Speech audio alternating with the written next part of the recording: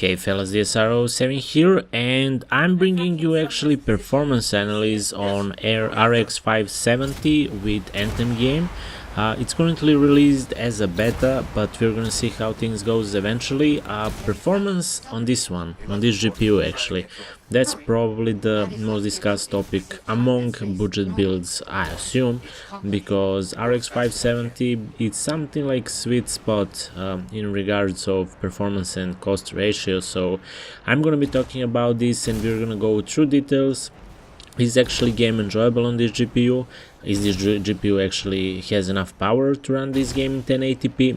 1080p is kind of priority here, so we're not gonna even bother with 1440p because for the reasons, you know, it's obviously that you're gonna buy this game for 1080p. So yeah, eventually we do have actually a couple videos on channel. First one is high preset, which actually runs at around 40 fps most of the time during fights.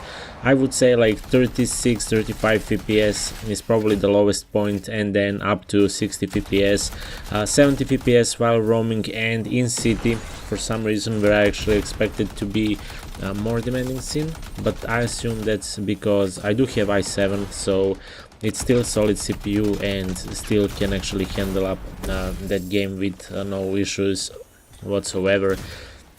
So it looks amazing, obviously. On ultra settings I didn't make that video, but it feels kinda laggy, I mean buggy I would say, because performance is almost the same as high preset, but you can also immediately say that something is not wrong there, because 4 GB of VRAM is not gonna be enough for ultra settings in 1080p neither, I believe. So I'm gonna see how that works later. It's not really our point here.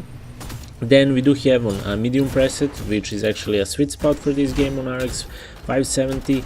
We do have like 60 to 100 fps 99% of the time. I actually never noticed dip beneath 60 fps, but on graph I actually do have some peaks under. Might be after cutscenes, after loading screens, I'm not sure yet, but gameplay wise it's really smooth, it's perfect, I would say perfect, because you can actually even increase some details to high and still maintain that performance, so it's a great thing. And then obviously on low we did make that video as well. You do get 90 to 100 fps, not all the time, but even in action, I would say even in action you get 100 fps. You do actually suffer from some texture loss, quality and lighting effects, but it still looks good in 1080p even on lowest settings, low preset, with no features whatsoever. Game still looks pretty solid. So in comparison between those three, I would say high probably only if you actually bother to play with controller and experience single portion of the game.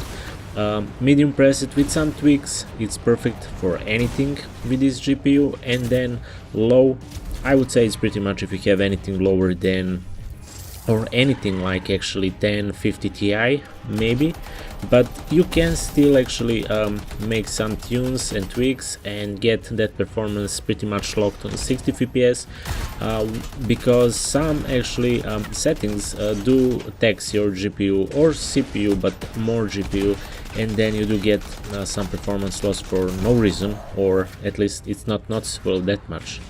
So I'm gonna make here a comparison in a couple of screenshots as well between low, medium and high, so you're gonna see how that looks actually on screenshots. On videos I did made this comparison actually between those three presets, I would say. And yeah, that's pretty much whole thing as quick as possible. So to answer your question, is RX570 actually 4 GB enough to run and enjoy in Anthem?